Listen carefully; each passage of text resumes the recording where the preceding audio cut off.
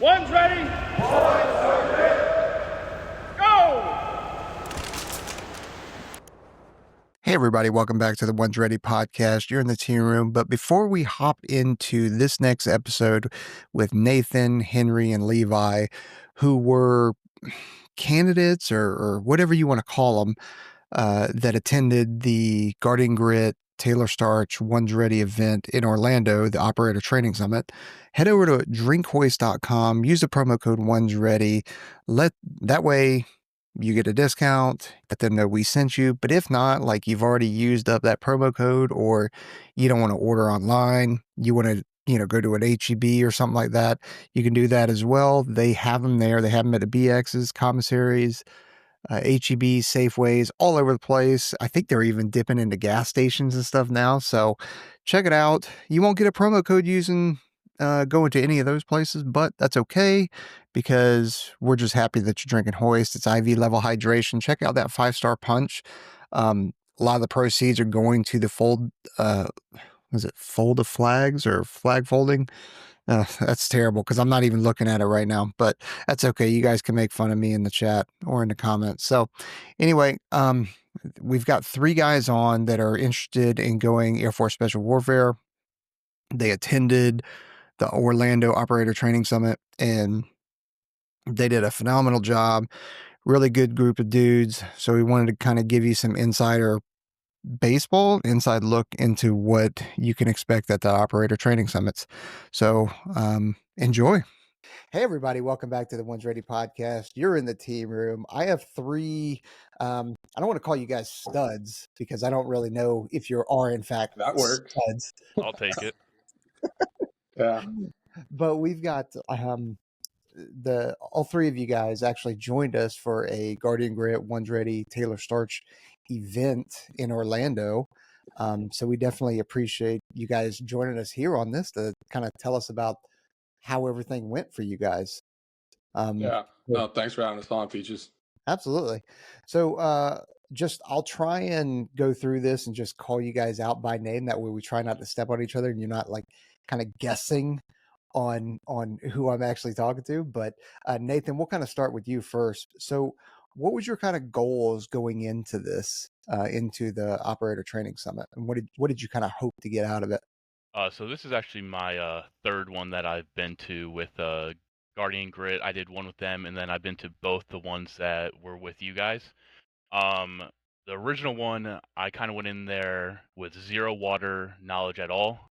Had just been honestly practicing side stroke. I couldn't even do just freestyle. Went in there just hoping to learn something about the water, and Chris has actually talked about it before.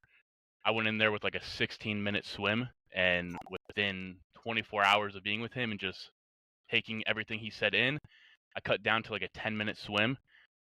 So I was just going in there hoping to learn anything and going in there with just an open mindset of these guys know a lot more than me and I'm just there to learn, honestly has done a lot for me and helped my training just skyrocket in comparison to where I was at. No kidding. Like that's a big leap you took. Yeah, yeah, definitely very grateful for going to these events. And what was it? Was it the kind of the efficiency of it? Just realizing you needed to put in more work to specifically, work on wall pushes, or like what was it? Yeah, it was a mixture of honestly one of the big things I think you guys talked about when we were there was deliberate training over just going to the pool and kind of doing whatever. Um, After I went to the first event, I took 2 weeks of nothing but straight wall push-offs, and I cut my underwaters down to 3.5 to 4 strokes across the pool almost every time now. I mean, the deliberate training really has helped me a lot personally. Nice. Well, dude, 3.5 strokes to get across the pool. That's pretty awesome. Levi, let's go over to you. What did you hope to get out of it? Yeah, so this was my first time coming to one of these events, and of course, I was looking forward to, all of everything I could get out of it as far as with running, swimming, the mobility that came from Taylor Starch. But the main thing that I was really wanting to get out of it was a better understanding of water confidence, because that is something that I had never really practiced at all before. Prior to this event, I did run and I did swim, but when I swam, I would really only swim laps, and I would practice underwaters. And so just learning all the techniques as far as like how to clear your mask, how to do mask and snorkel, the right way to do underwaters. Because beforehand, when I would do my underwaters, I would be doing strokes the entire time. I didn't even think about, okay, I need to do one stroke. I need to glide as far as I can and cut down on my strokes. And so after this event, I was able to do 4 strokes to do an underwater, which is the best I've been able to do. And so just in that aspect alone, like huge improvement. And I also really, really enjoyed just having Taylor Starch there and the mobility training. Ever since the event, I've been starching my hips as often as I can, working on my track hips, getting them, untracked. Well, that's good to hear. He's going to be happy to hear that. I'll make sure I let him know to go listen to this portion of it. That's good because that's one of the things with mobility. It's not necessarily sexy, right? And people kind of scoff it, and it's like, oh god, mobility. But I mean, when he had you guys in the circle in the park, and it wasn't a hot day, right? But you could just everybody was drenched, and there was all kinds of noises, just hear people moaning and so and he's like, yeah, I've been known to get 180 beats on a light session during mobility, getting 100, like that's a sprint workout for some people, and he's just like, yeah, no big deal, whatever. And he's so intelligent with it that some of the things that he does, he almost is like, well, let's just try that and see. Like when he had you guys in the kind of the frog, and he lifts the knee out, and then he's like, hey, let's turn the foot and see, like we have a pizza on it. Let's see how that is. And that's when you could see everybody just like, oh no, it's so it's interesting. Going back to your underwater, you said that you're at 4 strokes now.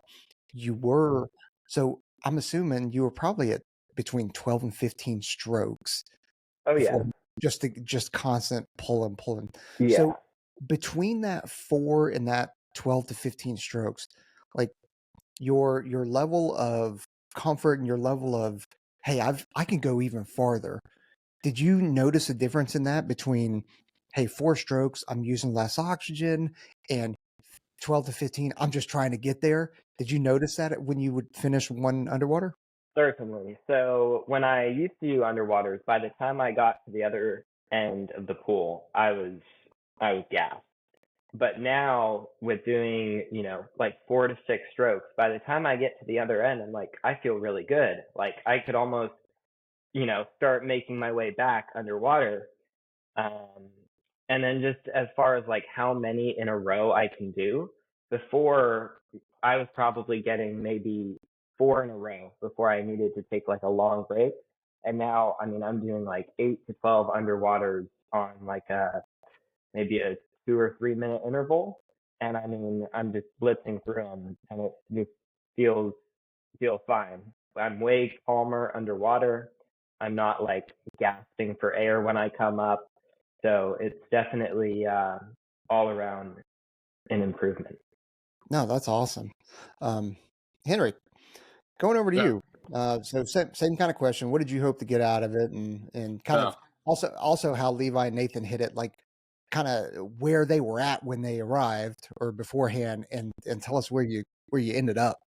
Yeah. So I was fortunate to have a water background growing up playing like water polo and surfing and living in California, and the pool I go to lets me do water confidence training. So I've been doing like the whole events that kind of most people know about, the buddy breathing underwaters and stuff like that. And going to the event, like I was pretty confident in my ability in the water, and like I even have Chris's book, and I'd look at the part where he's like, all right, for an hour or so, or just a long time, just practice push-offs. And I'd honestly like kind of blow that off. Like, it's just a push off. Like, I can get down the pool. I can do my underwaters. Like, I'm good. But going to the event and having the time set on just spending like an hour doing push-offs. I think before I went, my underwaters, my strokes were at like 5 down the pool, and then it got to like 2.5. And so Dude, that's not nasty. not understanding like the deliberate training part that he talked about. Like I was the guy who'd go to the pool and say like, all right, I'm gonna do some underwaters, hop into bobbing, hop into treading, and just kind of go down the list without really spending much time on it. So getting the opportunity to see the benefit that has, spending all that time on that one event, yeah, it does a lot that I didn't understand before. And I went to the event too, like nervous on like buddy breathing, and knowing that I'd get a lot out of it, having like Chris and Aaron, Trent, you, Peaches, like all the guys who have the experience doing that in the pipeline and being instructors, like Chris explaining how to do it properly. So getting to learn like the tricks that you can't get from a development session, getting from your recruiter, like it's just the knowledge you can't really access. And so that was one thing. Another thing was just the camaraderie with all the guys there. Like sitting in like camping is a lot better than just staying at a hotel in separate rooms. Like getting to camp with all the guys is really fun. We're all setting up our gear in the morning of that Saturday, and just getting fired up for the event, and going to the pool. And afterwards that night, getting the opportunity where you guys came out, talk to you, get some one-on-one time with people like Chris and the pipeline student that was there. That was really awesome to get to interact with and get some knowledge and wisdom. Yeah, I don't know. I went to mainly meet you guys, like knowing that you guys would be there. Like, oh, like the One's Ready guys are going to be there. Chris is going to be there. Never meet the people you look up to because they're just a disappointment. So Yeah. No, I mean it was awesome. The special guests that came out, like the pipeline student and RJ Casey. Yep. It's just, yeah. I mean it's well worth it. Even though, because I'm in Nashville, so getting out there to Orlando, I fortunately was able to fly. But so I mean, yeah, it cost a little bit of money, but it's so worth it in the end. And bringing back that knowledge to the development and the guys that I train with, and be like, all right, we're gonna do like 30 minutes of just mask and snorkel on land, doing it before you even go in the pool. And they're like all annoyed and bugged because it's like, dude, I can do it. It's like, until you can do it every time on land, then you can go in the pool. And yeah, learning that from Chris and the push-offs, like, yeah, deliberate training, I'd say. But well worth my expectations going into it. Absolutely. We've kind of gone over that already, and that's great that, Henry, you've gone to 2.5 strokes to get across the pool on an underwater. Levi, you're at 4, and then Nathan, you're at 3.5, which is unbelievable. So just to get, and what I should have done at the beginning was kind of give context, and need to find out y'all's stats, right? Because everybody thinks that there are just Adonises and these Greek gods that are at the pipeline. So Nathan, let's start with you. Like, how tall are you? How much do you weigh? And like, what is your background in terms of sports, fitness, or anything like that?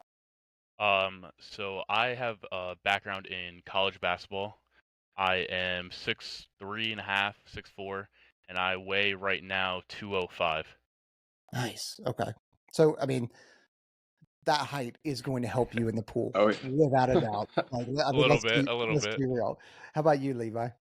I'm 6 feet tall, about 180 pounds, and growing up as a kid, I was always pretty active outside. I used to do a lot of mountain biking, um, so I feel like that built a pretty good aerobic base. And then for the past 2.5, maybe 3 years now, I've been doing weightlifting, um, which I know doesn't really help you in the pipeline very much, but just having that, that muscular build and that muscular base, I think it it does give you a little bit of buffer room for how much you can take. And then just this past year, I've been running and swimming. Okay. I, I'm I, I know that everybody says, "Hey, the pipeline's a cardio game and ANS is a cardio game," and for sure it is. It's a long distance kind of thing, but I think with and I'm trying to remember y'all's body types. Yeah, obviously you just told us because you're kind of taller, not kind of. Mm-hmm. You are taller. Let's be real. Yeah. I'm 5'4", so you are very tall. But I mean, you guys aren't like some incredibly muscular, just jack dudes. But to your point, Levi, about weightlifting, I think if you are that kind of super skinny, tall, lanky person, some weight training probably does, you know, benefit you just in the way to get some of that foundational muscle. Did you find that, Levi? Definitely. I've gone on a few rucks before with like 45 pounds. And I mean, rucking for me really isn't a big training aspect because for me, it's just not that hard. But I think a lot of that comes from just having so much like leg strength from, heavy squatting and just, plenty of leg days that built up, my quads and just my my whole body to be under a load. I feel like weightlifting has definitely helped give me a basis for Yeah, all and that. your traps and shoulders too. Like Hmm. absolutely. Henry, what about you?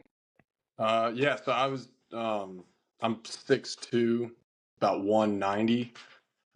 Grew up in California, so I was a surfer.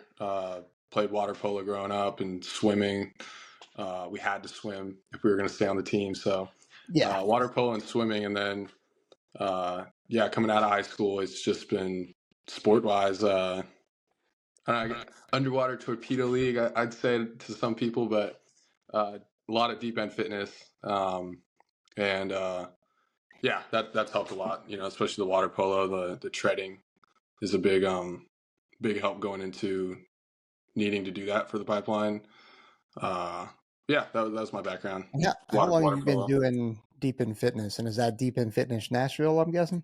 No, unfortunately not. But actually, fortunately too, because I go to Deep End Fitness Atlanta, which is Atlanta. Okay. a bit of a I drive, but it's well worth it. The people okay. out there, like John Michael and Tosh, the instructors are awesome. Emilio and Bethany, they really help.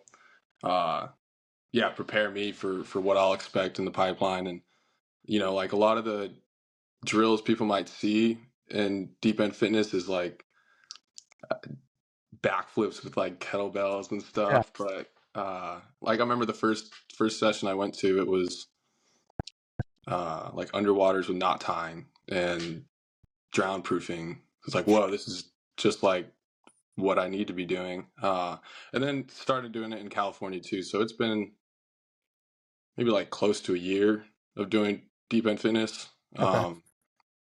And yeah, big help. But Yeah. I yeah, mean, Atlanta's the one I go to now. There's not one in Nashville, but it'd be hard to beat the one in Atlanta just because yeah, yeah. it's so Yeah, much Deep in fun. Fitness Atlanta reached out to us and said that they were excited that you came out there and that we need to Oh come yeah, do that we need to come do one of these events in Atlanta and they'd help facilitate and all that kind of yeah, stuff. they're awesome. Yeah, Yeah, John and Tosh are the best. good. Okay, so you've got a essentially a swimming background. You were in the Mm. pool. Uh, Nathan, Levi, I didn't hear that out of you guys. Nathan, did you have a swimming background at all? Did you ever get in the pool? Honestly, no. I never been in the pool until maybe a month or so before my first event.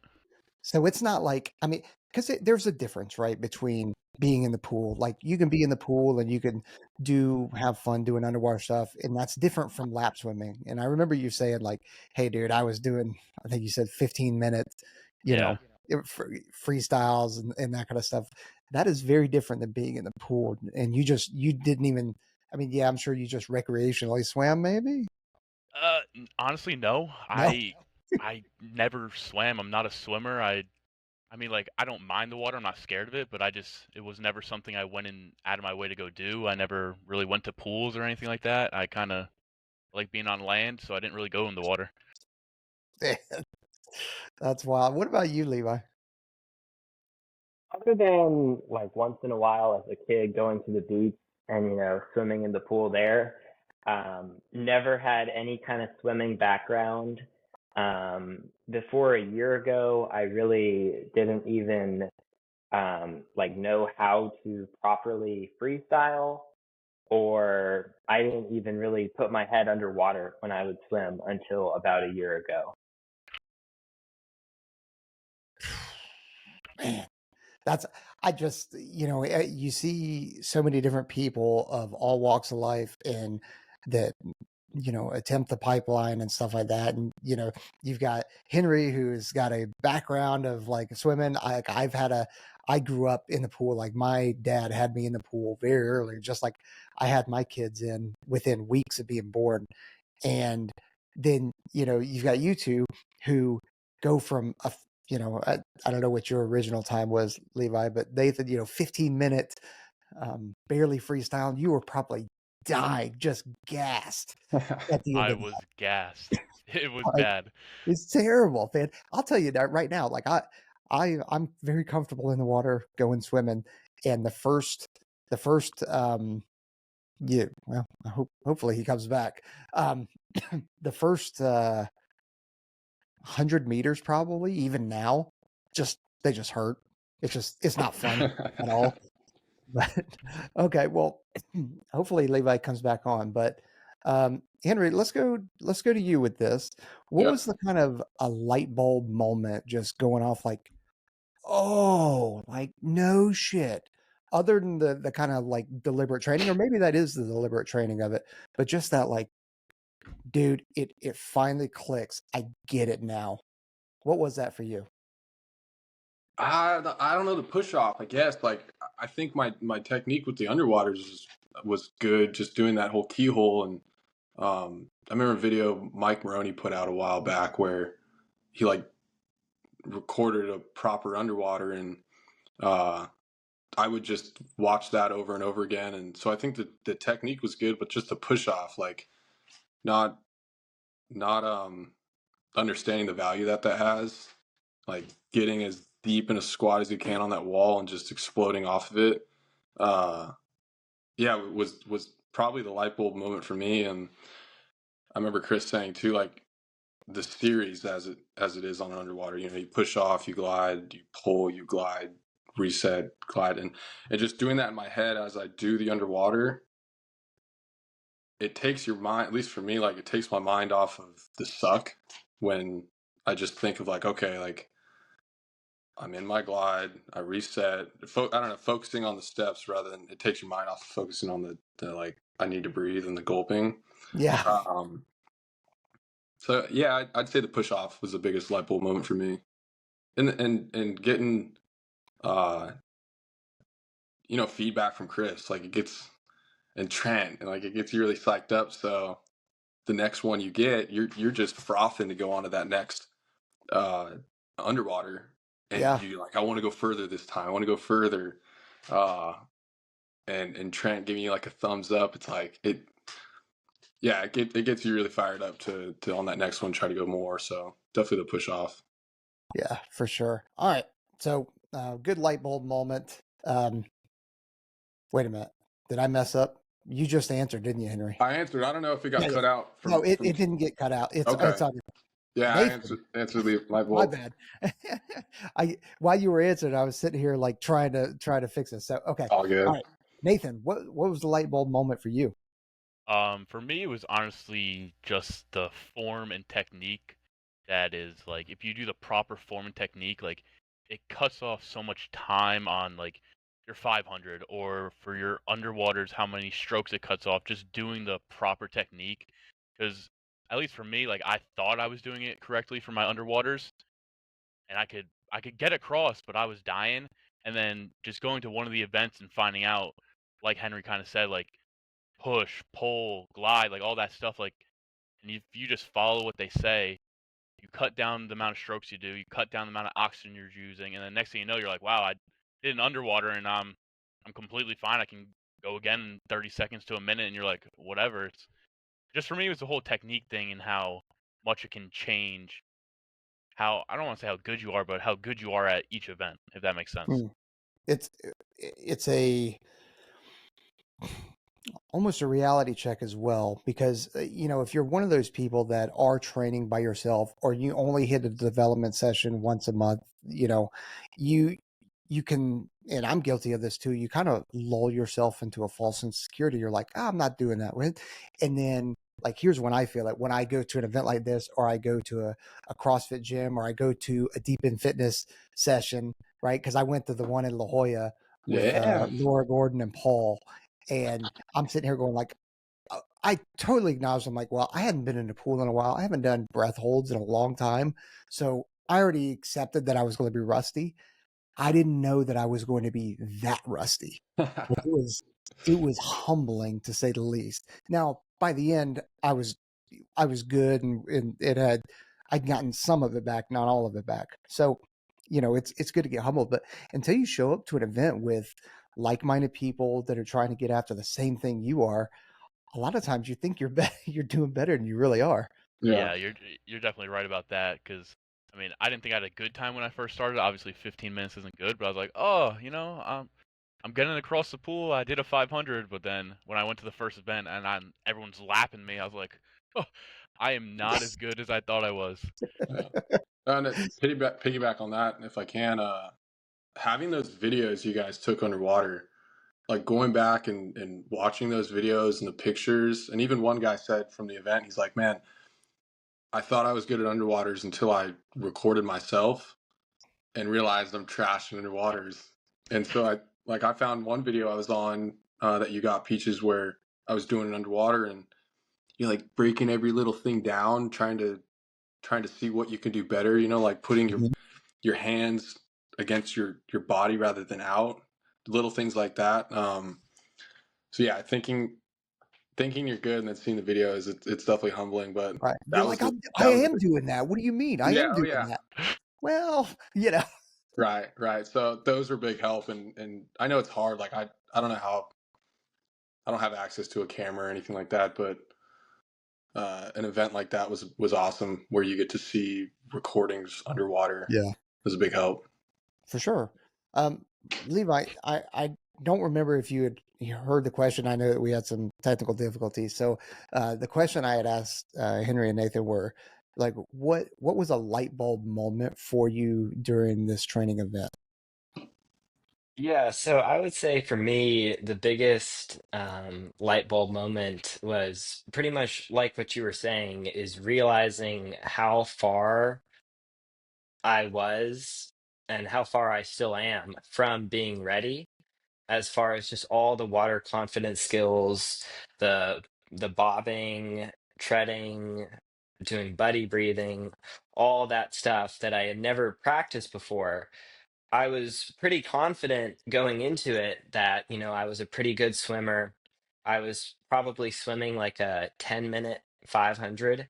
And so I had definitely built up a certain level of confidence in myself. But going to the event and just seeing how I compared to other people there, and just knowing the expectation of what's going to be required of me in the pipeline, I realized like how far away I really am from where I need to be. No, it's like I said, going back to the humility of it, it's a good sanity check going like, dude, It I've was got a lot more. very, it was very humbling for sure. And if we were to go out for like during that event, and I don't think we have time for it or anything like that, but if we were to say, all right, we're going to go out for a 3-mile run, and this is going to be, hey, this is the pace that you can expect a run to be at ANS or during the pipeline or something like that, I think you'd go like very much like Taylor Starch says, hey, you're training for the most difficult pipeline in the world, and you're only training 4 hours a week. Like, Hmm. that's not enough. Like, that's what the average person puts in a week, is 4 hours of training, and you're doing the same amount. I think if we did that, you'd see people just go, I'm sorry, I got to work a lot more on my running and my mobility and all that kind of stuff. So you're not alone, but it's good that you experienced that. Yeah. And to piggyback off what you just said, beforehand, I definitely wasn't running anywhere close to the mileage that I'm running now. What are you running now, and what were you beforehand? Beforehand, I was doing anywhere from 6 to 12 miles per week. And now I'm doing 20 plus miles and adding each week. So like this week, I'll end up finishing at like 21 miles. And what do you like? Are you just going out for 3-3-3, or are you doing like a 3-5-7-3 kind of thing? Yeah, so I'll usually alternate between like a 3, 4, or 5 mile run, doing that about 6 days a week to be somewhere between like 20 and 25 miles per week. Okay, are you mixing that up with any kind of sprints, interval training, hills, or anything like that? Not Definitely that a there's large. not that there's that many hills in South Carolina, at least in northern South Carolina there is, but um I'm sorry, I interrupted you though. Go ahead, go for No, it. you're fine. You're fine. I definitely uh vary in the intensity of the run. So like I'll do a lot of like zone 2 easy runs, but then I'll also do, one or two, you know, zone 3, zone 4 runs, just where I'm like, running 3 miles all out, and then, maybe a 5 miler where I'm taking it pretty easy. So I definitely vary in intensity of running a lot. Okay. What about you, Henry? Yeah, so definitely different after the event. I remember before the event, I wasn't running close to the mileage and volume I should be. I remember getting to the event, and actually Levi, right when I got there, Levi was like, "Yeah, I'm going on a 3 mile run." One guy, Avery, I think is who it was like, "I'm doing my 10 mile. I need to do a 10 mile real quick." And I'm like, "What? Like, I'm trying to take it easy for tomorrow.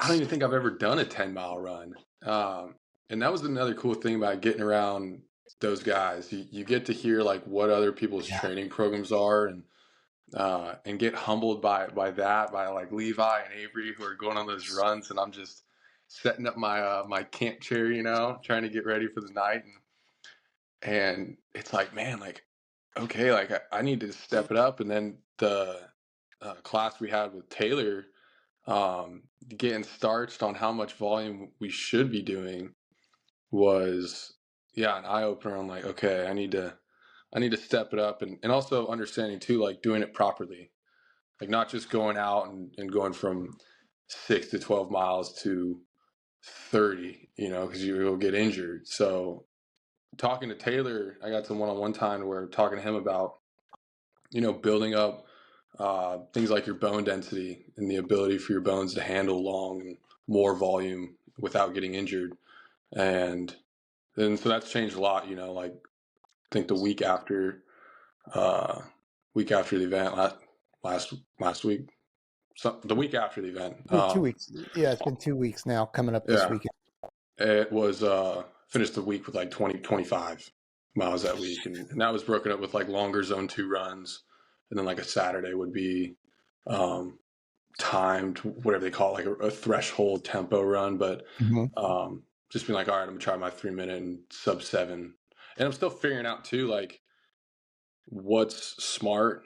Like people ask, like, what's your program? And I'm like, this is what I'm doing right now, but it could change because I'm still learning like what is smart way to train than to just be like what I was doing before. Like, all right, I'm gonna do my sub 7 3 minute or 3 mile run, do it under the 21 minutes that I think I'll expect, but then being like, all right, I'm good. Like, I don't need to run anymore. When that's not how it is. Like, and it's a lot more fun too now running because I know I don't have to go at the intensity of a sub seven Yes. minute mile. Like, I can be like, all right, cool. I'm just gonna do a 10 minute pace and go out Mhm. for a 10 mile run, which I'll do now, and it's like the best part of my day, getting that time to Dude, just relax and um, know that you're training, it's good. You're building that aerobic base, like Taylor talked about, that triangle, so you can go harder when the time comes. But it all comes with building that base. It's so much more fun, and it's so much more. Uh, I feel better knowing that that's the right way as of now Right. to be training and running. So yeah, mileage has definitely gone up since the event. No, and that's something that it took me several years after graduating pipeline, because every run I went out on, it was balls out, just, Oh yeah, and I hated runs, so I'd avoid it. And yeah, then it was a PJ I was deployed with, and he had introduced me to heart rate monitors. And guys, this is like '04, okay? So 03, '04. So like the appease me, okay? So when he taught me how to train and run to my heartbeat rather than just go out balls, and that was the turning point to where I ended up enjoying going out for runs yeah, now. And yeah, and it was always wild because I'm like, every run just crush myself. yeah. Miserable at the end of it, during Yeah, it too. yeah. Oh, it's terrible.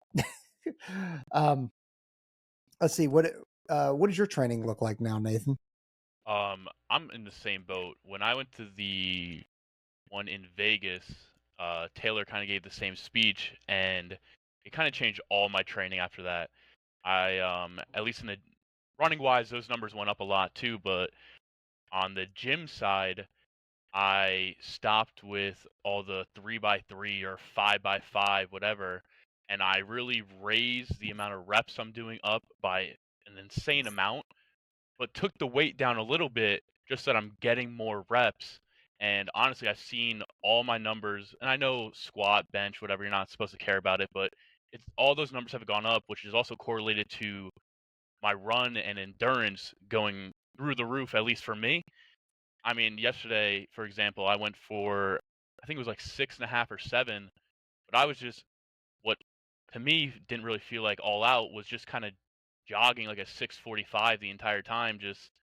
But if you would have asked me before I went to the event, like a 7:30, I thought I was dying out there pace. But now it just, listening to what they have, like Starch had to give me in terms of like different ideas I can do in training, all my numbers have gone up in a good way. I definitely have changed my workout, and it's been good for me.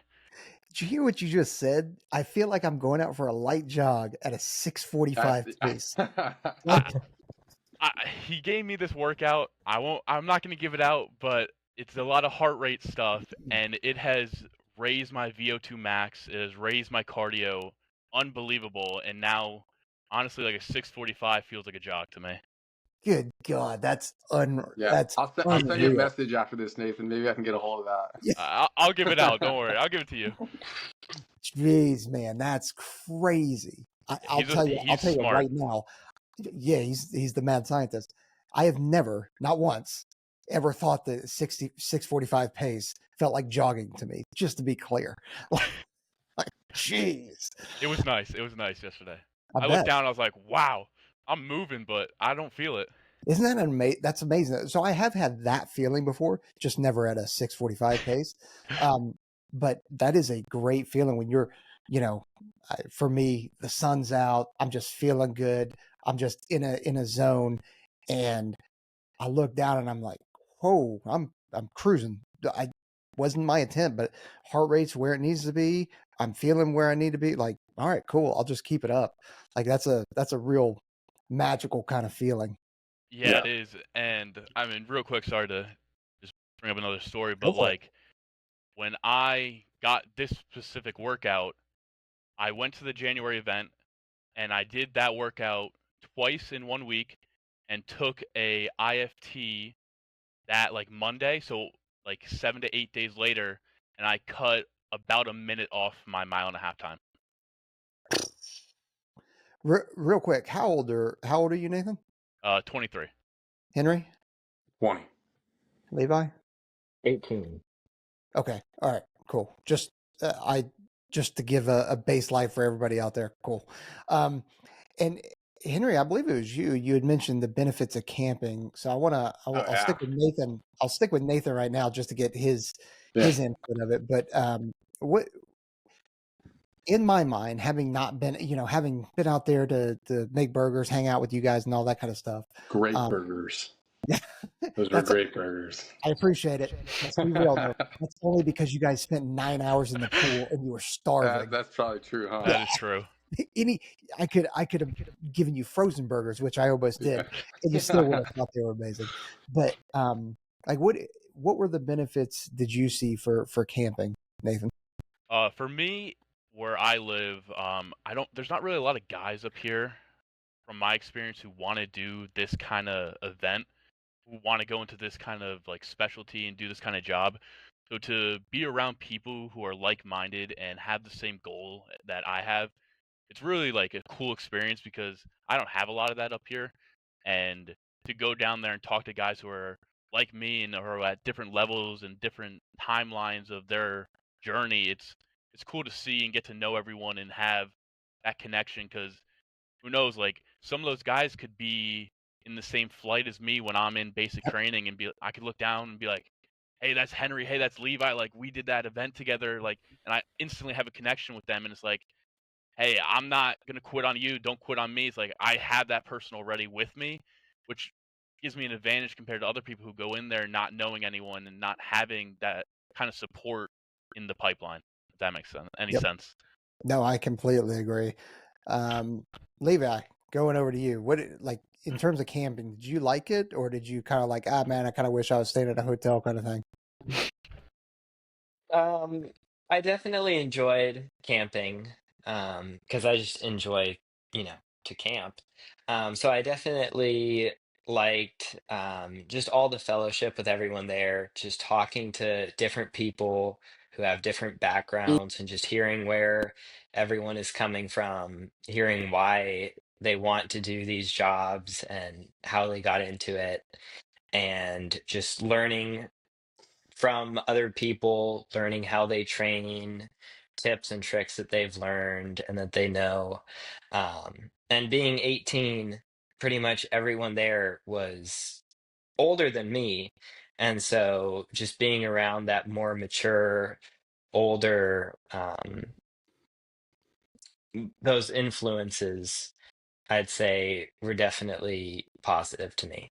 Yeah, I mean, we talk about like you're, the sum of the 5 to 10 people that you surround yourself with, and if you don't happen to have those people around you, like Nathan doesn't have very many people that are around, up where he's at, like it's tough. So, and now you guys are still on a text chain together. I can see I can see, at messages through there, and everybody's kind of helping each other out. So, Henry, did you want to add in on that? I know you had already mentioned it before, but I'll give you another chance to throw in on it. Yeah, yeah, just to agree with everybody that they said, Nathan, Levi, like the fun you had with everybody there, that was I think also for most guys there, that was like their first time or being around guys who are wanting to go in that same career field. So like the first night, I remember it was kind of like interesting and awkward because you're all sitting around, you're just like, so what are you going for, and what are you doing, and you start to break the ice and find out more about people's backgrounds. And the first night we went out to eat, some of the guys, and the next Sunday we all went to breakfast and uh, got picked up by friends. You're texting the guys before, like, who can pick me up from the airport, and so you get picked up and you're kind of forced um, to become friends, at least for the weekend. And it turns out to, your friends after the weekend, like Mm-hmm. getting pictures with guys at the end, and getting their numbers and staying in contact. But the camping, like, yeah, I still remember Saturday morning. It was awesome. I was glad it started later because we got to all just hang out and just work on our gear. We were all taping it up. Like, I remember Levi, I think I taped yours up. And Hmm. you're talking, you're laughing, you're getting stoked on the pool event, and then the next day after the event and whatnot. And yeah, some of the guys there I haven't laughed. I mean, I laughed so hard that weekend from some of the guys like Ramel and Avery. Uh, and again, learning programs, what they're doing. Where I'm at, there's some guys who are going into that career or other careers, SEAL, Ranger, whatnot. Um, like there's guys, I'm in that like SOCOM group chat, and you got guys in there who are texting like, hey, who wants to work out and whatnot, development sessions. You get to meet that, but just that large of a group we had this weekend who were able to stay in contact afterwards and possibly train was awesome. Yeah, I would uh, definitely support that camping method you guys had with the way to stay together rather than a hotel. It was awesome. And the area too. The area was awesome. That Florida was my first time going to Florida. Uh, it was awesome. Seeing that fan boat. I don't know if you remember that feature that some of the other guys do. Like everybody was locked on that when they'd come around. They were coming around like most of the weekend, and she's like, "Yeah, that's pretty Florida, I would imagine." It Yeah, was so fun. for the listeners, this campsite was right on the water, which Yeah, was a primo spot. But there are definitely some wealthy people around that area for sure, because they would those fan boats they have are incredible. They're not the nothing. little dinky kind of fan boats that you see on, uh, on some of the normal Florida, man. Like these are no kidding wealthy people that have Yeah, tens of thousands dropped into just the motor. And it sounds like a NASCAR coming around there. And then once they do get it on land, they're actually able to they're do doing like donuts. donuts and stuff, and yeah, I can't imagine what it sounds like on the boat. Your ears are just things blaring, and yeah, It's so that was loud fun. and weird. It's fun to watch. It's insane. Oh man. All right. Well, Nathan, what can we do better, or what do you wish we had hit while we were there? The only thing I would say is, in terms of calisthenics, I wish it might be a little hard, but I wish we could get the proper form for pull-ups, sit-ups, push-ups, because I know there's a lot of videos and everything out there, but in terms of like when I went to my first like actual IFT, I got no rep on a couple of things, and they didn't really explain to me too much on why. I wish I could learn from you guys like what the instructors are looking for in terms of what is considered not a proper pull-up, what's considered not a proper push-up. For me, that's the only thing. Okay. It's not a big one, but that's the only thing I can think of, because everything else I feel like you guys kind of did pretty good at. Okay, cool. And that's valid. That's one of those things, and that's why I did that video yesterday, going trying to explain, like, hey, when you're doing a pull up, where you should hold, where you should aim for, and thinking about the angle that somebody who's counting is looking up at. Leave no doubt, right? Make sure you're well above it, especially in those last one or two reps. But yeah, that's we'll try and add that in there. It'll just be finding a location with a pull up bar and stuff like that. But yeah. That's good feedback. How about you, Levi? I'm not sure if this is something that you guys would really be able to do with, 40 plus guys, but I would have liked if we had done some kind of group run together, and just where like maybe the instructors can kind of like help us with our running form. Hmm. Okay. Um, but then again, going on a group run with 40 plus people, I understand how that might be kind of hard to do, especially with people of all different fitness levels. Some people might be running a 5-minute mile and others a 10-minute mile. It'd be hard to get people to do a group run, but that is something I would have Okay. enjoyed doing. Yeah, I mean, and that's probably something. Yeah, you don't want to get running coached by me. You want to get, you want the man, the myth, the legend, Taylor Starch. So, I mean, because it's wild. Nathan, you said that you were in the Vegas one that we did, and Goggins showed up, right? That was incredible. And so David Goggins is walking in, and he's walking around yelling at you guys and giving you that motivational speech. And I'm sitting back there with Starch, and he's like, "Hey, you see his knee do that?" And he's like, "Look at his foot, look at his ankle placement." And I'm like, "Yeah, man. I mean, he's beat up." He's like, "I can fix him." I was like, I was like, "Sure, Taylor." He goes, "No, seriously, I can fix him. Look at what he's doing there," and he's just going through it, and he can't help it because that's who he is. And so that Funny. maybe we can do, even if it's a break up in the groups and like, all right, hey, this group of 10 is going to go running now, and maybe it's not a group run, but maybe it's like hey, Taylor's going to, if we can find a track or something, like Taylor's going to watch you run around the track and give you some pointers. All right, next person goes.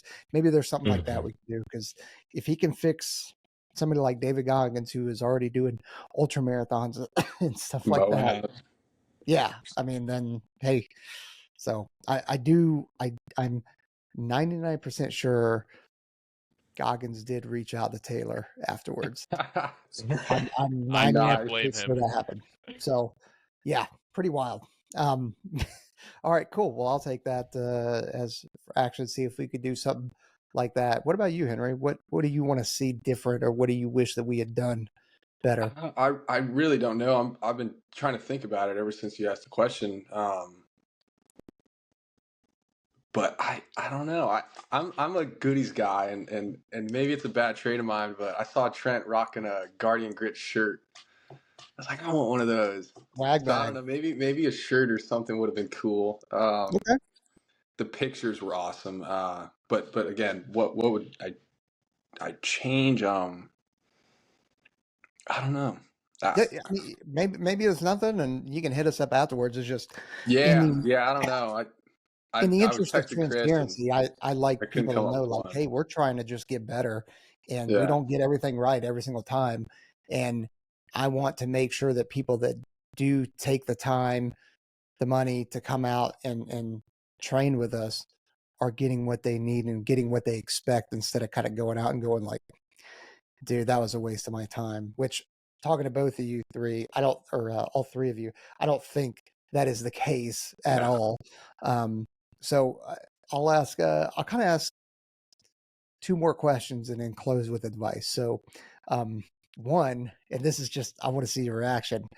Is Aaron, was he as sarcastic and an asshole as you It guys was thought he was awesome. going to be? Was he exactly what you thought he was going to be, or what? Like, what That's was your experience? I'll start with you, Henry. That's what I would change actually, is I wish I can get more time with Aaron. I was stoked to meet all you guys, and especially Aaron, because I think I heard him say, or someone else say, like, you either love or you hate Aaron.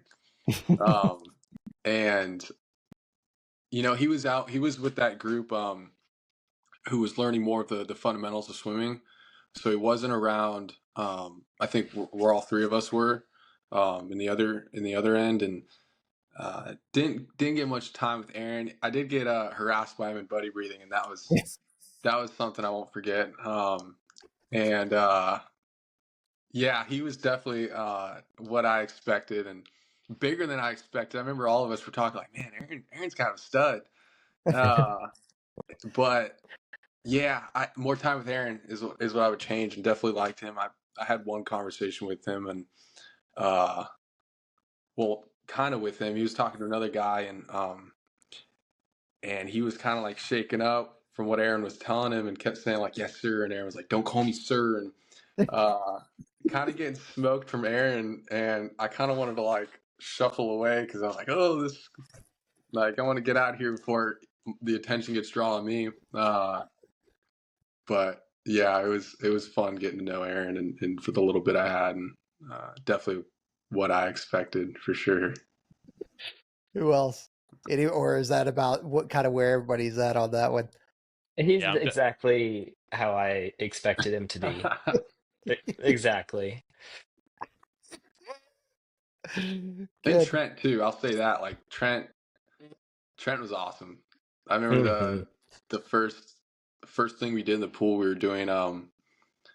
were doing laps, like 500-meter, and I was in the back, and I was kind of like just grabbing people, or I wasn't grabbing them, but I was like massaging people's feet just because I was right behind them, and I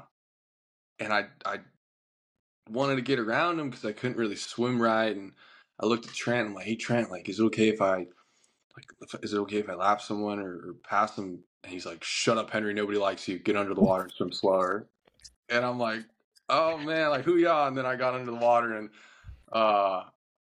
underwater. I was like, did he just say that? You know, like, and then talking with him after, he's like, dude, I was just giving you crap. And he said another time, I remember, he's like, I raised my hand on something. He's like, shut up, Henry. Nobody likes you. And I was like, okay. And then getting some more one-on-one time with him. He was fun. Him and Aaron they were awesome. Yeah, they were. Definitely They cool. are. I enjoy surrounding myself with them. Yeah. All right. Second question is kind of a two-part. Well, it's two simple questions. Is like, what would you, in terms of a review or a lasting impression, what would you throw out there, Nathan? And would you attend again? I know that you've already done 2 now. Yeah. I would just say to anyone who's out there like listening to this and just like questioning if they want to go or not, you should go. No matter what level you think you're at or where you are in your journey, this event is just going to propel you to another level that you probably wouldn't get on your own training. Every person there cares so much about you. All the instructors, they'll give you one-on-one time. They'll teach you the little things that they see. I can't say enough good things about this event, and I've been to 3 now. I would go to a 4th. It's just like every time I'm learning more and more, and just like even like little things, like Trent will point something out and be like, well, you need to cock your elbow down a little bit on your underwater. Then I cut another stroke off, and I'm like, hey man, thanks. I would have never noticed that if I was just doing it on my own. It's like every instructor there cares. They want to see you succeed. So, I would say this is a good event to go to no matter where you are. Absolutely. Levi, over to you, man. I definitely hope to come out to the next one. Definitely really enjoyed it. Um, and couldn't recommend it enough to someone who's interested in going into special operations. You know, even if it's not the Air Force, any kind of special operations, I think what you'll take away from it is completely worth it. I think, it's just an enjoyable experience, and just what you learn, I think, is gonna stick with you a long time, and it's well worth the cost of it for sure. Nice. I appreciate it. How about you, Henry? Yeah, same thing. I couldn't recommend it enough. It was awesome. And getting to not just get the time in the pool with the instructors, but just get the time to talk to them was worth the cost and time getting there in itself. Like, you go in there thinking, like, either thinking you're good or not thinking you're too good, and you come out just like, wow, you learn a lot. You learn about yourself with like, wow, I feel a lot more prepared than I did before. And getting to meet the people there, it was awesome. There was guys, because I'm in Nashville, so like you guys put the pull out like where the Oh next yeah, I one bet should you were be. like Nashville 100%. Oh yeah, all the guys in development are like, everybody get on Instagram and start hitting Nashville, and so we were all hoping the next one was going to be in Nashville, and whether it is or it's not, like, if I'm still around, like, I will definitely go to another one, and Good. I know a lot of guys who didn't go will be going. In my development, a lot of guys regret not going. People who see this video, it's awesome, and I heard it's getting bigger and better too, from what Chris was saying. Yeah, we're trying, and Yeah. and why asking for what do you wish you had gotten and that kind of stuff, and I think Chris is compiling all the reviews and just the kind of after action report just to see where we can improve and all that kind of stuff, and Mhm. ideally I think we'll start doing it once a quarter right now, maybe with some sooner rather than later kind of thing, but targeting June for the next one. Maybe August, just as a just to get kind of people in before for any kind of high school seniors that want to come, maybe getting in before that. So, all right, last question for you guys before I let you go, and we'll start with Henry. What, because you guys are all going in or wanting to go into Air Force Special Warfare, from everything you learn, not part of Guardian Grid, One's Ready, Taylor Starch kind of thing. Maybe some of it does involve with that, but just in general, what advice would you have for anybody who is trying to join Air Force Special Warfare? I would say talk to somebody who's gone through it. For me, that's something like talking to the pipeline student, talking to Chris, and anybody I can find that had a career in that, or had a career in that. It does a lot getting to talk to them and getting their advice. And if you're thinking about it, like, yeah, talk to a recruiter about it. It's not like they're gonna hand you the contract and say, "Hey, sign now." Like, they'll give you information, even if you're just thinking about it. Watch One's Ready. There's a lot of people out there that provide the information about it, and information that is you can't really find. I know SR is growing, and a lot of people that want to look at that go to One's Ready. Do your research. It's always good to have physical fitness. So before you even decide to go into it and like be in shape. But yeah, do your research. Talk to somebody who's gone through it, and you'll know. I feel like I remember when I decided on it, like you become obsessed with it. You can't think of doing anything else. Wake up thinking about it, go to sleep thinking about it, and you'll know when you want to do it. But do your research. Know your history too. Like, the history is really cool to learn about, I'd say. Oh yeah, So, absolutely. yeah, that's my advice. How about you, Levi? I would say, kind of like you were saying, you just got to be obsessed with it. I would say, start training. Like, you just got to start somewhere. Um, Especially with swimming and just building confidence in the water. Swimming, running, but you just gotta start training. I mean, even if your training isn't perfect, if you're doing something, something's better than nothing. Yeah, it's the hardest part of starting, right? Hmm. Hardest part of starting. Absolutely. How about you, Nathan? For me, I would say when you decide you want to do this, you got to be 100% in. At least for me, like 6 months ago, right around there is when I decided I want to do this. And I'm not gonna lie, I was very out of shape. I was 270 pounds. I did not look the way I do now. And since then, I'm down 65 pounds. I live in the gym. I live in the pool. I live on the track. Like, if this is what you want to do, like, you got to be 100% in. It's not worth it to go 85% in and then get there and wish you had put in that extra 15%. And the next thing you know, you're out of the pipeline and you're in the regular Air Force. It's not at least what I want to do. So, like, if this is what you want to do, you got to give it everything. You have to sacrifice a lot, but you get the best job in the world. Granted, I'm not doing it yet, but from everything I see and everyone I talk to, like, this is, at least for me, what I want to do. You got to be 100% in. It's so, to give you some perspective on that, like, we would be in the car, me, Aaron, Trent, Taylor.